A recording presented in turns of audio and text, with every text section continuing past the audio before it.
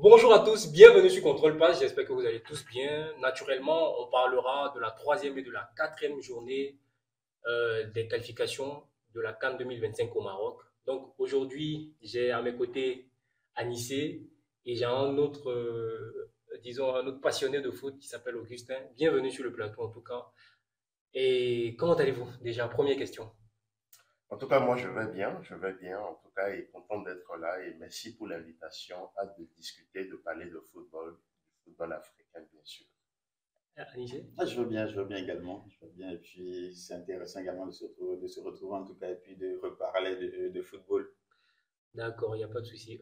En tout cas, moi, je suis très content de vous accueillir sur le plateau de Contrepasse pour parler de football.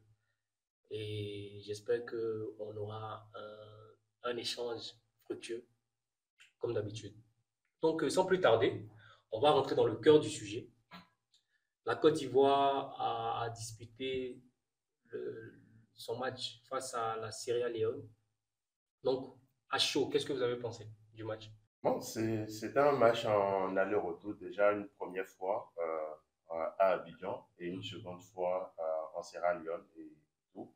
Je pense que ça sera plus ma lecture du match, des deux matchs au fait, sera beaucoup plus centrée sur Moi, je parle du premier déjà. le Le premier. premier, Le effectivement. premier de manière générale, en tout cas, l'équipe de la Côte d'Ivoire a fait bonne figuration dans le sens où le match a été vraiment alléchant. Même si dès les premières minutes de jeu, on voit au fait un pressing assez intense de la part des Ivoiriens, ce que Emes Faye a voulu faire parce qu'il est revenu sur ça aussi en conférence de presse et tout. Un pressing vraiment, vraiment intense sur l'adversaire, étouffer au maximum l'adversaire, mettre beaucoup de joueurs, allez, 4 5 joueurs euh, au niveau du pressing à la perte de balle et récupérer beaucoup plus haut. D'ailleurs, le premier but vient de là. Et également, par la suite, il y a eu quelques erreurs de concentration. Je ne vais pas entrer encore totalement dans le sujet pour ne pas tout Il faut demander donner en même temps. une, En tout une cas, vision 360 et puis on va rentrer pièce par pièce disons dans le sujet. Anissé et toi?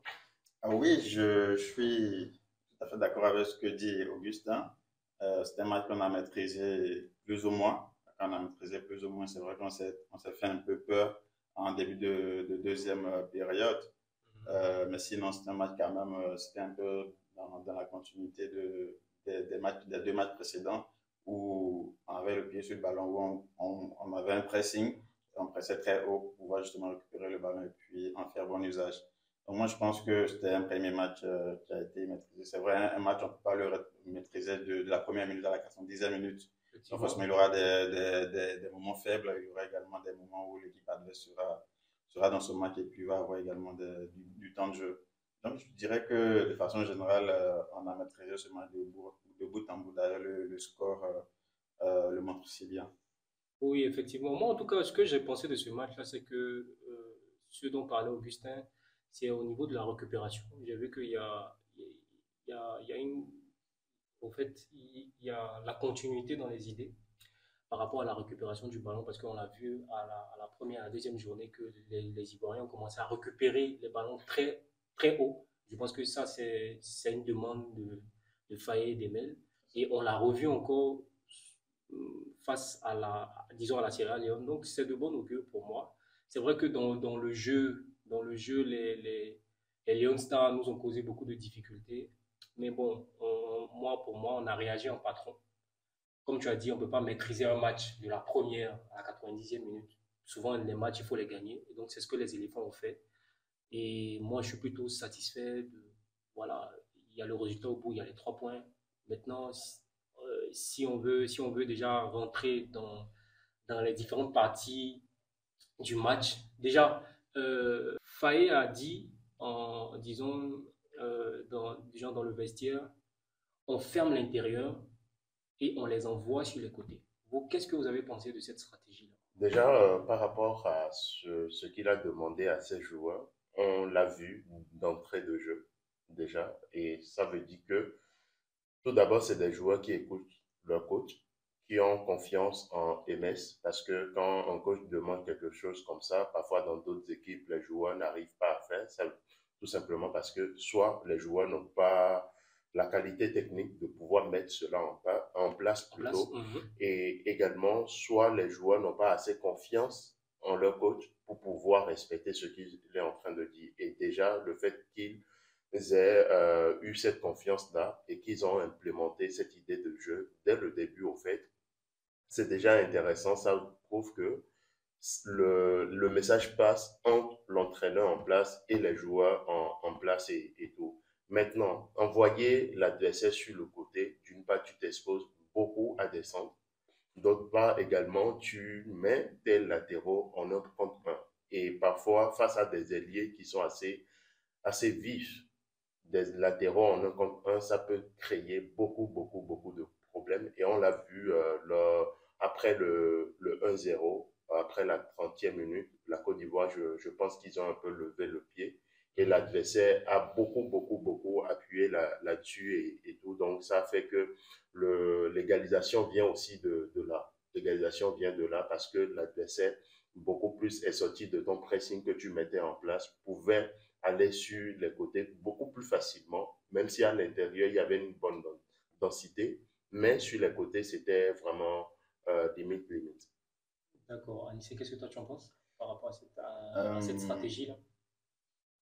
Peut-être que dans sa lecture du jeu, Aimé Soyer a trouvé que c'était peut-être la bonne stratégie à mettre en place à ce moment-là.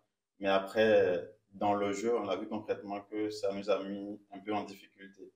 Et j'aborde dans le même sens qu'Augustin en disant qu'en les envoyant sur le côté déjà, on s'expose à des centres. Et aujourd'hui, on est d'accord qu'on a un gardien qui n'est pas forcément très rassurant dans les airs. Ce qui fait D'accord. que ramener l'adversaire sur le côté, on s'expose à des centres. Et pour ça, il faudrait déjà qu'on ait une grande assurance en notre gardien, et également en nos défenseurs centraux. Bon, les défenseurs centraux, je me dis que voilà, aujourd'hui, ils sont quand même bien. Mais le gardien, il faudrait qu'il puisse sortir, soulager sa défense sur certains centres. Et ce n'est pas forcément ça qu'on a actuellement. Du coup, est-ce que le faire comme ça ne nous a pas mis un peu en difficulté en début de seconde période pour qu'on puisse se retrouver après justement et remonter la pente? Je pense quand même que avec l'équipe qu'on avait, on pouvait quand même gérer la largeur, de sorte à pouvoir contrecarrer même l'intérieur, mais aussi les ailes. D'accord. Maintenant, pour vous relancer un tout petit peu, est-ce que finalement, parce que quand on regarde toutes les équipes jouer, la défense, de la manière dont elle bascule, elle a tendance à protéger l'intérieur. Est-ce que là, on fait pas, on se trompe pas peut-être. Bon, moi, je veux jouer l'avocat du diable un peu, vous voyez. Est-ce qu'on se trompe pas, disons, de lecture? Parce que très généralement, dans le football, il faut protéger l'intérieur parce que les buts, c'est l'intérieur. Donc, est-ce que on se dit que on protège l'intérieur le plus, voilà, l'intérieur et puis voilà, l'extérieur, on essaie de gérer. Oui, il faut protéger l'intérieur parce que c'est, peu importe s'ils passent sur le côté, ils sont obligés de revenir à l'intérieur pour pouvoir justement marquer des buts. Mais sauf que là, on a laissé trop Trop d'espace, d'espace. trop d'espace, trop de latitude aux ailiers de l'équipe de la Sierra Leone de pouvoir développer leur jeu. Mhm. Et quand il y a trop d'espace, comme Augustin l'a dit, il y a des ailiers qui sont vraiment virevoltants et en un contre un, s'il y a beaucoup d'espace, juste pousser le ballon et puis il peut prendre très rapidement, par surprise, par exemple, notre latéral. Je pense que protéger peut-être l'intérieur, mais pas forcément Délaissé complètement. laisser complètement laisser autant d'espace que ça a été fait. Mais, mais pour vous relancer un peu, est-ce que c'est pas dû au changement tactique disons, de l'entraîneur de la Sierra Leone? Puisque au début, si vous avez remarqué, il évoluait en 4-5-1 avec une pointe et puis il avait bétonné le milieu de terrain. Mais il a vu que bon, c'était un peu compliqué. Donc, je pense, vers la fin de la mi-temps, il fait rentrer deux attaquants qui empêchent les relances de Seri et Seko. Donc, est-ce que c'est pas quelque part ce changement tactique-là qui a failli nous coûter ce match-là? Oui, il y a eu un changement tactique, mais en même temps, je pense que c'est la Côte d'Ivoire aussi qui n'a pas joué le jeu dans le sens où, quand tu veux protéger l'intérieur, faut pas que tout le monde entre à la fois à l'intérieur. Ce qui s'est fait ressentir dans ta façon de pouvoir défendre, c'est pas du tout bien par rapport à cela et tout. Parce que si tu veux défendre ton intérieur, il faut quand même laisser deux, trois joueurs sur les côtés. Et c'est là où je veux accentuer aussi sur les ailiers. Est-ce que les ailiers ont fait le travail que Aimé Faye a demandé à ses ailiers, le repli défensif qu'il faut à chaque moment? Est-ce que Nicolas Pepe et puis Evan Nguessan ont travaillé suffisamment Tu sur pour les venir côtés aider les pour venir latéraux. aider les latéraux? Parce que quand tu veux défendre l'intérieur, il faut que tes latéraux soient vraiment proches de tes centraux, c'est-à-dire maximum, il y a entre eux, c'est 2-3 mètres. Ok, Tu d'accord. vois? Donc, est-ce que ces alliés-là sont assez redescendus bas pour venir travailler, chercher des fautes, travailler assez défensivement? Est-ce qu'ils n'ont pas joué en mode, OK, on descend un peu au milieu de terrain et après, vu que on est face à une équipe qui est beaucoup plus faible que nous, essayer d'aller beaucoup plus vers l'avant, essayer de ne pas tricher un peu en quelque sorte dans leur façon de défendre et tout. Et ça a exposé vraiment l'équipe et la Sierra Leone s'est vraiment, vraiment baladée sur les côtés, surtout quand il y a eu ce changement tactique. D'ailleurs, le but va venir aussi de tout ça, en Effectivement, fait. effectivement. L'égalisation vient de toutes ces choses. En tout cas, il y a eu 15 bonnes minutes où, disons, les Lions Stars pouvaient assommer l'équipe nationale de Côte d'Ivoire. Mais bon, euh, la Côte d'Ivoire a bien réagi et puis c'est tant mieux pour les éléphants de Côte d'Ivoire. Maintenant, il y a Anissé qui évoquait plutôt Yaya Fofana, qui est notre gardien de but, et qui évoquait que disons, il n'est pas forcément bon dans les airs, et que si on est, ça te fait rigoler. Pourquoi tu ris? C'est un sujet qui fâche. Non, c'est Anissé. C'est Anissé qui va commencer. D'accord, il n'y a pas de souci, il n'y a pas de souci. Donc, il n'est pas forcément bon dans les airs, et Dieu seul sait qu'on prépare de grosses échéances. La CAN 2025, où il faut aller la gagner, puisqu'on est champion d'Afrique, et aussi la Coupe du Monde 2026. Est-ce que, moi je pose la question, après vous allez me répondre, est-ce que Yaya Fofana est aujourd'hui un gardien que vous pensez que jusqu'à la CAN, il pourra être ce gardien-là hyper rassurant dans les buts des éléphants de Côte d'Ivoire? Allez-y, allez-y, Anissé, Augustin, on commence par qui? Bah, Qui veut se lancer? Qui veut se lancer? Personne. C'est lui qui a lancé le sujet. Ce que moi je disais, c'est Yaya, il a beaucoup de qualités. Il faut les lui reconnaître. Il a beaucoup de qualités. C'est le gardien avec qui on est parti. On a joué la CAN et on l'a remporté. Il nous a énormément aidé. On a quand même après également durant les qualifications de cette prochaine CAN qui vient. Donc, il a d'énormes qualités, il faut les lui reconnaître. Après, c'est un gardien également qui est jeune et qui a une marge de progression énorme. Donc, aujourd'hui, quand je dis par exemple qu'il n'est pas forcément rassurant, il n'est pas aujourd'hui rassurant dans les airs, mais il peut progresser. Il peut prendre conscience de ses lacunes, de là où est-ce qu'il a besoin en tout cas de progresser, de faire un pas en avant, pouvoir justement être vraiment prêt et être également à l'image de l'équipe de Côte d'Ivoire, de ce qu'on veut renvoyer également comme image durant la CAN 2025 qui va se passer ici au Maroc. Donc, je pense que dans les airs, il a encore énormément de choses à faire parce que quand tu as un gardien qui est qui dans les airs peut vraiment te soulager, tu es déjà rassuré à 50% lorsque tu démarres le match. Parce que, voilà, tu sais que tu peux avoir la latitude de pouvoir laisser un peu d'espace sur les côtés, fermer beaucoup plus l'intérieur. Mais tu sais que s'il y a des centres, ton gardien va bouffer sa surface ces derniers mètres. C'est sûr, en tout cas, un gardien qui a la faculté à soulager sa défense dans les airs, ça fait un gros bien parce que souvent il y a des coups de pied arrêtés, il y a des actions de dernière minute. Quand un gardien, on sait que dans les poteaux, il y a un gardien qui peut nous soulager, c'est hyper important. En fait, moi, ce que je me dis aujourd'hui, la Côte d'Ivoire, c'est quoi les ambitions de la Côte d'Ivoire, de la sélection ivoirienne aujourd'hui?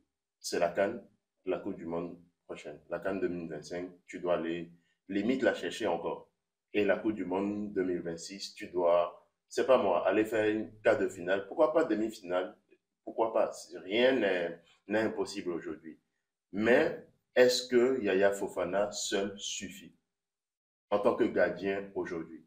Est-ce que Yaya Fofana, dans un match de Coupe du Monde et tout, où la Côte d'Ivoire peut-être sera recroquevillée sur elle-même, va subir beaucoup d'occasions, est-ce que Yaya Fofana pourra faire les arrêts qu'il faut dans des grands matchs, dans de grandes rencontres, où il sera décisif, limite être l'homme du match, où la Côte d'Ivoire aura besoin juste d'un match nul pour pouvoir se qualifier et il faut défendre sérieusement. Est-ce que il est ce dernier rempart, au fait, pour permettre aux Ivoiriens de pouvoir se qualifier, passer aux étapes suivantes dans une compétition très, très relevée. Moi, je me pose des questions parce que il y a certaines choses que j'ai vues, non seulement lors de la dernière CAN, par rapport à ces lacunes, mais aussi lors des éliminatoires et tout, du dernier match, et bien évidemment, et qui ne me rassure pas, comme mon confrère l'a souligné. Il n'est pas du tout rassurant dans les airs.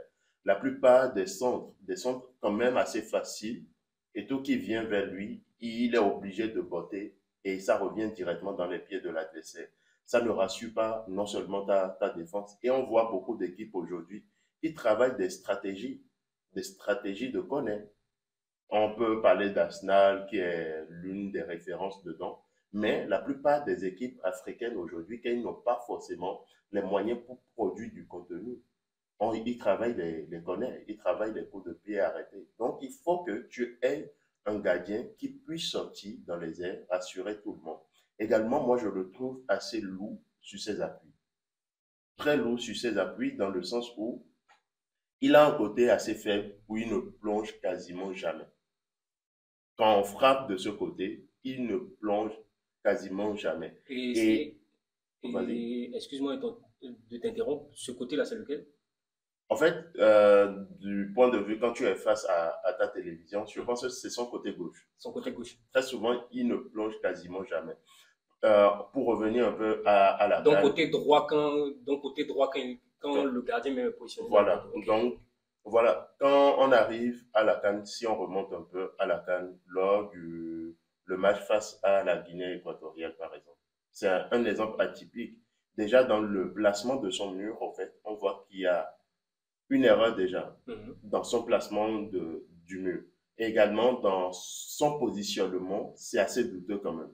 Parce que il va trop serrer son côté qui est ouvert, trop serré au fait. Tu sais que tu es un gardien, tu as une bonne envergure au fait, tu n'as pas besoin au fait d'aller autant serrer ton côté qui est ouvert. Tu dois rester quand même vigilant sur ta ligne. Et sur certaines choses au fait, des arrêts parfois qu'il pouvait faire dans des zones moins dangereuses, il relâche le ballon dans une zone dangereuse et l'adversaire a la possibilité de pouvoir retenter encore une nouvelle fois sa chance. Et tout ça, en fait, mis bout à bout, oui, il a fait quand même une canne correcte, mais de là à se contenter seulement de lui, je pense que la Côte d'Ivoire, la sélection ivoirienne, Aimé Sfaye et Guy Demel, au fait, doivent se mettre à la tâche, travailler, trouver pourquoi pas un concurrent, pas forcément quelqu'un qui va venir prendre sa place totalement, mais véritablement un concurrent, un challenger qui va venir le challenger et l'aider aussi à progresser dans ce sens. Donc, pour toi, Yaya Fofana n'est pas l'assurance tout risque. Pour moi, en tout cas, c'est pas l'assurance tout risque. Et en même temps, je respecte beaucoup le gardien, ses qualités, mais il y a des failles et l'adversaire peut en profiter très, très facilement. D'accord. Maintenant, moi, je vais essayer un peu de revenir au match. Donc, si j'essaie de faire un peu le résumé de ce que vous aviez dit, c'est que face à la Sierra Leone, si les Sierra Leonais avaient beaucoup plus d'espace dans les côtés et s'ils multipliaient les centres, on pouvait être en danger parce qu'on n'a pas un gardien qui a l'habitude de sortir dans les airs, nous soulager et tout ça. D'accord. Ok, d'accord. Donc j'entends ce que vous dites. Toi, c'est quoi ton point de vue par rapport à ça? Il dit c'est quoi mon point de vue? Non, mais pour parler sérieusement, c'est que Yaya Fofana, moi je ne vais pas attendre de lui qu'il soit le dernier rempart. Parce que déjà, à la relance balle au pied, c'est pas du tout bon. C'est approximatif. Je pense que c'est un secteur où il doit travailler. Dans ses prises, même si on veut évoquer depuis il a été numéro 1 jusqu'à maintenant dans ses prises, c'est pas toujours rassurant, mais c'est normal. C'est un jeune gardien, il Ouais, progresse, exactement. voilà. C'était déjà sa Voilà, première titularisation. Je pense que voilà, durant la CAN, c'était sa première CAN également. effectivement. Et il a eu un peu de fait d'âme pendant cette CAN-là qui lui a donné un peu Un plus peu de confiance. genre de confiance, tu vois. Donc, pour moi, c'est un gardien qui fait ses gammes. Maintenant, la question c'est, est-ce que c'est un gardien avec qui on peut aller chercher des trophées? Voilà, Bon, la CAN nous a montré que oui, mais est-ce que ça va suffire pour la CAN 2025? Bémol. c'est ça. Est-ce que ça va suffire pour la Coupe du Monde? Vraiment, C'est très limite, c'est ça. bémol. Donc moi, je pense qu'aujourd'hui, lui-même, il doit le savoir que c'est pas, il n'est pas, il a beaucoup de choses à parfaire, à améliorer. Et C'est ça. voilà. Je pense que si ça s'améliore, Euh, on peut aller loin avec lui. Parce que Augustin disait tout de suite que ce n'est pas forcément un gardien qui peut être l'homme du match, qui peut être décisif. Moi, je pense que il nous a prouvé le contraire aussi durant la oui, CAN. oui, Il bien y a sûr, des il a des matchs, faits d'âme. il y Il a a des faits des d'âme. matchs où il a été vraiment décisif, arrêté même un penalty, je crois, contre le Mali. Ouais, contre le Mali, ouais. Donc, où il a été homme du match aussi. Donc, je pense que il doit être conscient que c'est un gardien, qu'il est jeune, il a une marge de progression. Et si vraiment il se met à travailler, on peut aller très loin avec lui. On peut même Effectivement. venir remporter la CAN au Maroc avec lui. Est-ce Aller loin. que, est-ce que dans un climat hostile, parce que la CAN dernière, c'était quand même à domicile, c'était pas un climat hostile, c'était à la maison, tout le monde te pousse, tout le monde te félicite et tout. Voilà, dans un stade qui est à 90% pour toi. Est-ce que dans un autre climat hostile où tu seras à l'extérieur, dans un stade très compliqué, on connaît les stades ici au Maroc quand même, quoi, genre un stade très très chaud. Par exemple, on essaie de se projeter. Imaginons demi-finale, Maroc-Côte d'Ivoire, CAN Quelle 2025. affiche! Ça Vous chaud! imaginez où on Euh, joue à Casa et les supporters de Wydad, ouais. de Raja sont là, qui sont derrière l'équipe nationale. C'est des ambiances très chaudes, très bouillantes et tout. Est-ce que Yaya Fofana, sous cette pression-là, pourra faire les arrêts décisifs? Moi, je vais te répondre. Et je te dirais que, connaissant également le public ivoirien, Ouais. c'est vrai que la CAN était chez nous. Oui. Mais je peux te dire qu'ils avaient énormément de pression et aussi même des départs à domicile. Ouais. L'équipe ivoirienne avait énormément de pression. D'ailleurs, tu le verras, jouer à domicile devant ton public, tu as également une grande pression. Et souvent même, je me dis que jouer à l'extérieur, ça te permet d'être beaucoup plus libéré que même de jouer à l'intérieur, chez toi en fait. Parce que chez toi, c'est comme si tu n'as pas l'option de perdre en fait. Tu ne peux pas perdre quand tu joues à domicile. Tu verras dans les clubs où on dira que c'est chez eux. C'est chez eux, du coup, ils doivent forcément gagner. Du coup, tu as cette pression-là de gagner. Alors que quand tu es à l'extérieur, tu es beaucoup plus relax. Donc, je pense que là, ça va lui enlever une grande pression, déjà, s'il est à l'extérieur. Ça va lui enlever une grande pression s'il est à l'extérieur, déjà, pour commencer. Et ensuite, s'il progresse, comme l'a dit, je pense que venir jouer au Maroc, il sera vraiment à l'aise. D'ailleurs, on a joué un match contre l'Uruguay. Contre l'Uruguay, c'est une équipe classe mondiale. Donc, on va peut-être rencontrer ce type d'équipe-là en coupe du Monde. On a fait un bon match, il a fait un bon match. Donc, voilà, on a des circonstances qui sont là, on a des faits palpables qui sont là. Et s'il progresse vraiment, il peut être à la hauteur de cette équipe-là du Côte Mais d'Ivoire. après le match face à l'Uruguay, ça reste toujours un match amical. On parle de Mais- Coupe du Monde. On parle de Coupe du Monde. On parle... Oui. Franchement, la Coupe du Monde. Non, mais vous êtes. c'est Non, vraiment non, mais un autre niveau. attendez.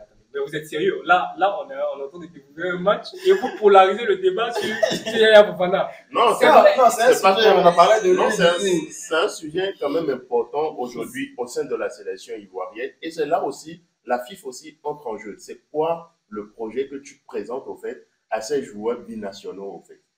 Parce qu'il faut quand même aller chercher des joueurs de talent, travailler ton branding, travailler ton projet au point de pouvoir présenter à ces nouveaux joueurs que tu peux aller arracher dans des mains des sélections européennes Bon, et ça, tout. ça, Donc, ça, tu ouvres une brèche qui, tu voilà, vois, qui, donc, ouais, tu c'est pour ouvres une cela- brèche où on doit se c'est- poser pour en parler. Là, c'est vrai que je suis d'accord avec toi. C'est des sujets à tiroir qu'on peut évoquer en long et en large, mais là, le temps nous est imparti. On doit développer la rencontre. C'est vrai que on a parlé du fait que Yaya Fofana pour ceux qui sont en train de nous prendre en marche maintenant, c'est que on a parlé du fait que Yaya Fofana est un gardien qui a beaucoup de marge de progression et que sur ce match-là, voilà, si les centres se multipliaient dans les airs, on allait avoir du mal à ce qu'il soulage sa défense. Donc, je pense que on va ouvrir cette brèche-là plus tard. Ok. Et on va se concentrer sur un autre élément, Pépé, qui fait son retour et qui marque un but qui a été vivoltant sur le côté. On a vu beaucoup d'entrain de sa part dans le match. Qu'est-ce que vous pensez du retour de Pépé? Moi, je pense que il a été performant. Il a fait un bon match. Et comme on le disait, je crois, dans la vidéo précédente, que le fait de jouer à Villarreal, déjà, d'avoir tant de jeu, de se sentir à l'aise et de reprendre confiance, ça allait nous permettre également de retrouver notre PP qu'on a toujours eu, qu'on a toujours connu. Je pense qu'il est aujourd'hui dans les bonnes conditions. Il a la confiance, il est dans un bon environnement pour pouvoir s'épanouir et pouvoir produire également du bon jeu. Le talent, il a. Le talent, il a. Il suffisait juste qu'il soit dans un bon environnement, qu'il ait du temps de jeu. Et puis, voilà, reprendre cette confiance-là. Et je pense qu'aujourd'hui, ce sont des choses qu'il a. Mais sur le match, comment tu l'as trouvé? Sur le match. Sur le match, je l'ai trouvé provocateur. Je l'ai trouvé. C'est vrai qu'il a beaucoup provoqué. Il y a des fois où ça n'a pas forcément marché. Mais déjà, c'est un ailier. Son but, c'est vraiment de provoquer son latéral. De sorte à ce que celui-là ne s'attende pas, ne puisse pas lire forcément tout son jeu. Donc, il a varié. Bon, il a fait du PP, quoi. Il a fait du PP, en fait. Ah, Voilà, il a fait du PP. C'est ce qu'on attend de lui, justement, de faire du PP. ok, d'accord. Augustin? En tout cas, Pépé, moi, comme vous l'avez dit tout à l'heure, il a fait du PP et surtout, ce qui me plaît dans son jeu, c'est que il va apporter beaucoup plus de variété pour cette équipe ivoirienne. C'est-à-dire qu'en fait, tout simplement, lorsque tu seras peut-être acculé et tu auras besoin d'aller beaucoup plus en transition, d'aller attaquer les grands espaces, au fait, Pépé va t'apporter ça. Ça, il n'a pas perdu sa qualité, sa vitesse et tout. Il est très très rapide, ultra rapide d'ailleurs. C'est l'un des joueurs les plus rapides peut-être en Europe et tout. Donc c'est quelqu'un qui est quand même assez rapide et je vois qu'il y a une certaine maturité dans son jeu, à l'image de son but, par exemple. Si c'était le PP d'entre-temps, peut-être il ne l'attend pas en première intention, peut-être il va attendre, faire son petit crochet d'abord, avant de tenter l'occasion, avant de tenter plutôt la frappe, et peut-être il allait rater probablement. Donc, en fait, on sent beaucoup plus de maturité dans son jeu et tout. Ses dribbles sont toujours là, ses crochets intérieurs, extérieurs sont toujours là, c'est du PP, c'est du classique et tout. Et ça récompense aussi, d'une part, aussi sa bonne saison, son bon début de saison avec Villarreal, avec un coach qui lui fait beaucoup de confiance et tout. Et parfois, il joue à deux avec un attaquant en club, en 4-4-2, ou soit sur un côté décalé, sur un côté. Et c'est quelqu'un qui attaque beaucoup plus la profondeur et la Côte d'Ivoire a besoin d'un joueur qui attaque beaucoup plus le grand espace également pour aller beaucoup plus vite, exploser en contre. Et si tu as des joueurs comme Kessier, comme Amad Diallo qui peuvent te fournir ce type de ballon, en fait, bah, c'est du pain béni pour la sélection ivoirienne d'avoir Pépé et son retour. C'est quand même triomphant. Il a montré de belles choses. Et je pense que pour la suite, ça promet, ça promet. Et j'espère que les blessures vont le laisser tranquille et qu'il va continuer à faire des progrès également dans son club. Et voilà, MS Faye pourra toujours compter sur lui. Oui, effectivement. Moi, ce que j'ai pensé de Pépé, c'est que déjà, le fait d'être physiquement bien, de revenir de blessure, de se préparer vraiment pour la saison et vraiment physiquement être bien déjà, c'est déjà bien. Parce qu'un joueur, il faut rappeler que quand physiquement tu n'es pas bien, tu peux pas dérouler. Il faut être physiquement bien. Donc, C'est d'ailleurs pour ça que les gens se plaignent qui joue beaucoup de matchs. ah non, non, mais c'est abusé, il y a trop de matchs. Il y a trop de matchs. Vraiment, moi, je suis contre ça parce que les joueurs vont facilement se blesser. Déjà, même la saison n'a même pas recommencé. Tu as vu le nombre de blessures qu'on a vu. Donc, moi, je souhaite zéro blessure de sa part, qu'il continue à enchaîner les matchs Et moi, pour moi, c'est en enchaînant les matchs qu'il pourra progresser, progresser parce que s'il y a quelque chose qu'on puisse reprocher à Pépé, c'est de la régularité. Et puis aussi le fait d'être incisif, de faire ce que le jeu demande souvent. Souvent, le jeu demande de jouer en première intention, de faire une seule passe, de dribbler, de faire un crochet, pas deux, pas trois, pas quatre, tu vois, et servir. Donc, moi, ça me fait plaisir de revenir en sélection, marquer un but. Ça te permet de marquer ton territoire parce que Dieu seul sait que cette sélection-là, il y a pléthore de déliés qui peuvent te barrer la route. Puisque dans le discours de notre entraîneur, c'est, disons, la concurrence, la compétitivité. Donc, en tout cas, c'est tout bénéf pour lui. Tout bénéf pour lui. Et j'espère il va continuer cette lancée. Donc, on passe au milieu de terrain. Au milieu de terrain, c'est vrai que dans ce match-là, on a eu du mal à répéter ce qu'on avait fait la première journée. Contre la Zambie, par exemple, on voyait beaucoup de... Bon, puisque ce n'est pas les mêmes joueurs, c'est normal. Mais dans ce match-là, on a vu que Seri, normalement, relançait les ballons, mais on a vu que souvent Seko aussi redescendait pour venir se partager les relances avec Seri. Déjà, comment vous avez trouvé ce milieu de terrain-là? Est-ce que ces milieux de terrain-là, l'alchimie a pu produire genre quelque chose de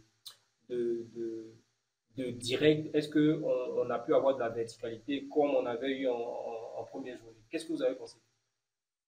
En tout cas, ce milieu de terrain, c'est quand même un milieu de terrain assez complémentaire déjà.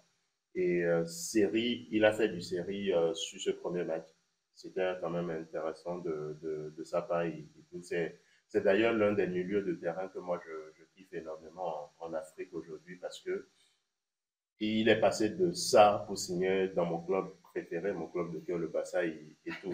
Franchement, ça me fait toujours mal qu'il n'ait pas signé et tout. Tout le monde aurait voulu voir Seri dans après, bon, on ne sait pas vraiment ce que ça aurait pu donner. On a vu qu'ici également qu'il allait au Barça. Non, mais là, on parle de deux profils différents. Oui, non, deux profils différents. Deux profils différents. On ne sait pas ce qu'il Seri,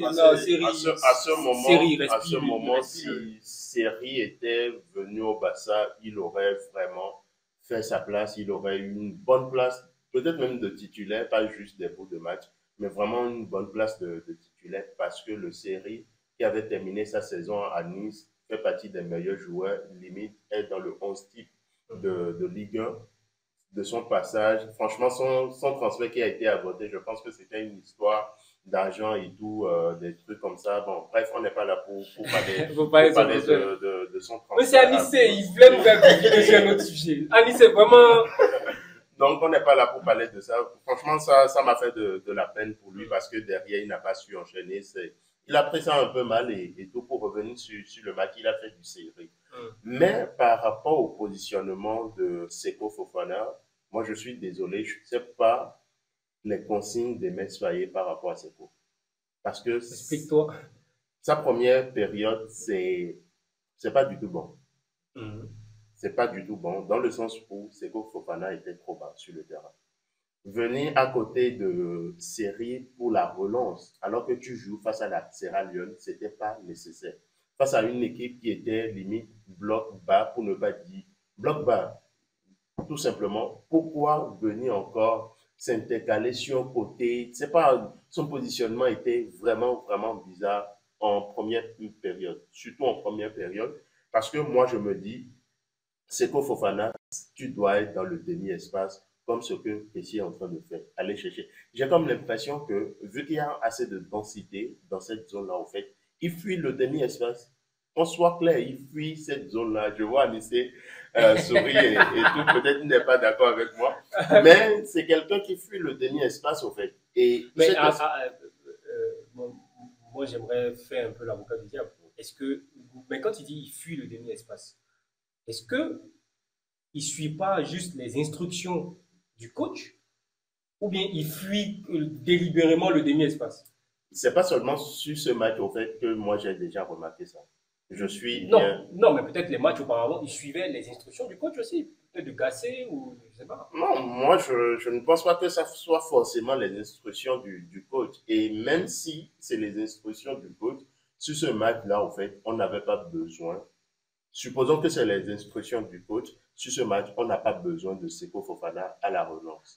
Aniceto, tu penses que c'est les instructions du coach ou il fuit le demi-espace Non, moi, je ne dirais pas qu'il fuit le demi-espace. C'est que c'est parce que si tu me dis qu'il fuit le demi-espace, à la limite, tu me dis qu'il a peur en fait d'affronter Oui, la défense adverse. Et ça, je ne suis pas d'accord avec ça. moi, Je suis pas du tout d'accord avec ça. Seko, c'est un grand combattant. Il ne peut pas fuir. Il peut pas fuir. Ce que moi, je lui reproche à Seko, c'est que, bon, tout de suite, tu parlais déjà qu'il respecte les consignes du match. Moi, de la lecture que moi je fais du jeu de Seko. Non, moi je dis que, moi, je dis que Bon, j'aime bien par rapport à ce qu'il a dit. Est-ce qu'il respecte les consignes que Faye lui a données? Est-ce que de la manière dont vous aviez lu le match, est-ce que c'est des consignes ou bien lui-même de manière délibérée, il quitte le demi-espace pour venir combiner tout ça, Je pense pour ne que pas dire fuir, d'après ce que... déjà, j'ai vu Faye lui parler à une ou deux reprises, déjà aux abords du terrain. Donc, peut-être qu'il lui a donné des consignes sur son replacement et tout ça. Donc, soit c'est peut-être une consigne du coach qui suivait, ou alors qui jouait pour lui-même, c'est-à-dire il redescendait lui-même pour pouvoir récupérer. Et peut-être que le coach lui a reproché ça, peut-être parce que je ne sais pas forcément ce qu'ils se sont dit. Mais de ce que moi je reproche à Seko, c'est que très souvent, il se promène beaucoup sur le terrain et ne joue pas forcément là où on l'attend ou là où il doit être en fait. Donc t'es pas loin de ce qu'il dit. Oui, je sais pas, c'est ce que je disais, je suis pas forcément loin. Mais dire qu'il Fuit. fuit, voilà, Non, il ne fuit pas. mais moi, je le dis, je le répète encore devant la caméra, il fuit clairement le demi-espace, en fait, parce que, Non, en fait, quand tu me dis il se promène sur le terrain, Oui. c'est-à-dire quoi? Il n'est pas à sa position. Non, il n'est pas ça, mais c'est pas dire qu'il fuit. Quand un joueur se promène sur le terrain, il y a des joueurs, par exemple, qui peuvent suivre le ballon. Là, tu vois, ils sont partout où il y a le ballon parce qu'ils veulent toucher le ballon. Ce n'est pas fuir l'adversaire. Mais il n'est pas dans sa zone. Oui, La zone dans Pour ça, je laquelle suis il d'accord doit, avec il toi. doit C'est être. là que je te Mais il rejoins. n'est pas là. Mais oui, mais donc il ne fuit pas l'adversaire. Donc, si le ballon vient, supposons le ballon vient dans la zone où doit être Seko Fofana, Oui. on ne le trouve pas. Mais là où tu dis, lorsqu'il revient en arrière, c'est pour faire quoi? C'est venir à la relance. Oui, donc ça, ce qui veut dire que le ballon est déjà dans notre surface, il vient pour faire la relance. Donc, quand le ballon remonte, on doit attendre que Seko Oui. remonte. L'adversaire aussi va attendre. Non, mais est-ce Non, que mais quelque c'est part... pas pour autant qu'il a fui. Non, mais est-ce que quelque part, c'est pas l'accuser à tort? Parce que sur le deuxième but, il fait un appel intérieur et il y a un centre... Justement, c'est parce qu'il y a eu une amélioration au repositionnement Non, de sa part. Parce non. qu'il a décidé d'être dans sa position. Et c'est là il a pu combiner avec Evan Ndessa pour pouvoir délivrer ce centre. Donc il ne fuit pas. Donc il ne fuit pas. Justement. C'est juste qu'il ne restait pas là. Il suivait le ballon venir récupérer, mais il n'a pas fui. Je dis sur la première période, il a fui la position. Non, sérieusement, soyons un peu plus sérieux dans notre analyse. Parce que moi, je trouve que s'il était dans sa position, la Côte d'Ivoire contrôlait facilement le match. Parce que déjà, l'équipe en face ne te mettait pas un gros pressing à la relance. Donc, on a besoin que de séries à la relance avec les deux défenseurs. Je suis d'accord avec toi. Mais qu'est-ce qu'il vient chercher en bas? Il vient pour la relance. C'est ce que je te disais. Est-ce qu'on a besoin de ça? C'est ce que je te disais. La lecture que moi je fais, c'est que j'ai l'impression que Seko, souvent, tellement il veut jouer au foot, il va partir plus ou moins dans les zones où il y a le ballon. Mais ce n'est pas pour autant qu'il fuit. Ce n'est pas pour autant qu'il fuit. C'est pour pas fuir l'adversaire. Est-ce qu'en faisant cela, est-ce qu'il aide l'équipe de la Côte d'Ivoire? Oui. Je suis d'accord avec toi sur ce point où il n'était pas obligé de revenir à la relance parce qu'on jouait avec une équipe qui était déjà en bloc bas. Pourquoi revenir encore créer le surplus dans notre zone? Ça ne sert à rien. En fait, moi, là, sur ce point, je suis d'accord avec toi. Là où je ne suis pas d'accord avec toi, c'est de dire que c'est qu'on fuit. Moi, je pense et je le reviens qu'il fuit la zone. Dans le sens où, moi, je trouve que c'est tout simplement pour avoir un peu plus de temps dans l'utilisation du ballon et tout, qu'il fuit cette zone-là. Parce que dans le demi-espace, tu as très peu de temps, il y a beaucoup de joueurs dans cette zone-là et tout. Mais Seko Fofana, s'il a des ballons dans cette zone, il est beaucoup plus dangereux. Et ça se voit. Deuxième partie, première action, décalage sans but. Donc en deuxième période, il n'avait plus peur. Il n'avait plus peur, donc il respectait, il ne fuyait plus la zone. Il ne fuyait plus la zone.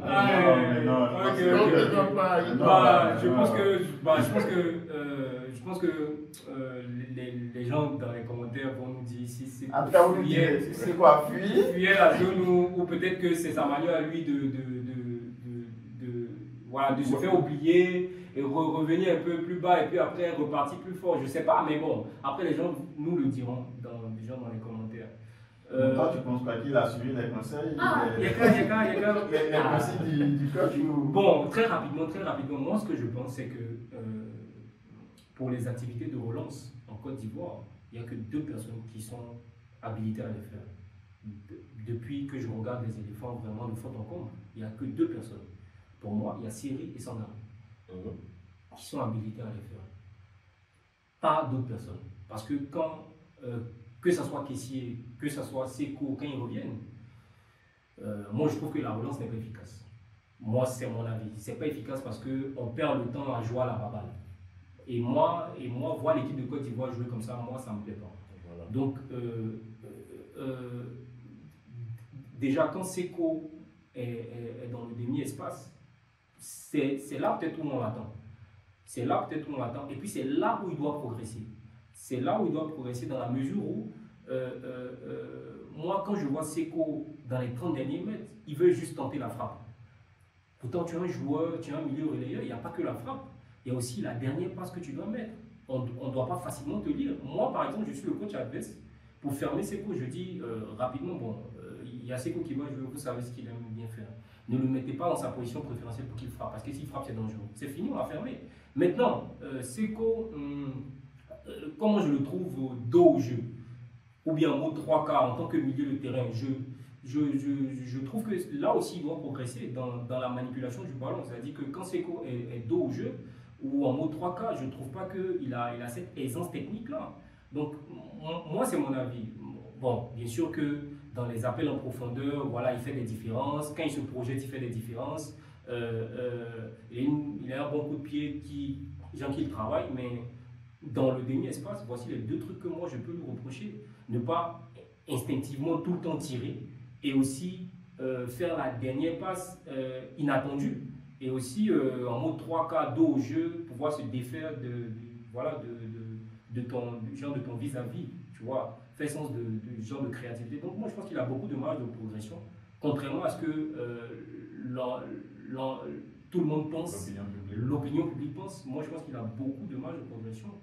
Et voilà, donc moi c'est mon avis sur ce point-là. Quand il fuit le dernier bon, je pense que on va pas revenir là-dessus. Donc, moi, je pense que la Côte d'Ivoire a gagné ce premier match. On va se retrouver dans une deuxième partie pour parler de la deuxième rencontre, puisque la Côte d'Ivoire a joué un match aller-retour, 2 matchs aller-retour. Donc, on se retrouve tout à l'heure dans la deuxième partie pour évoquer le deuxième match de la Côte d'Ivoire.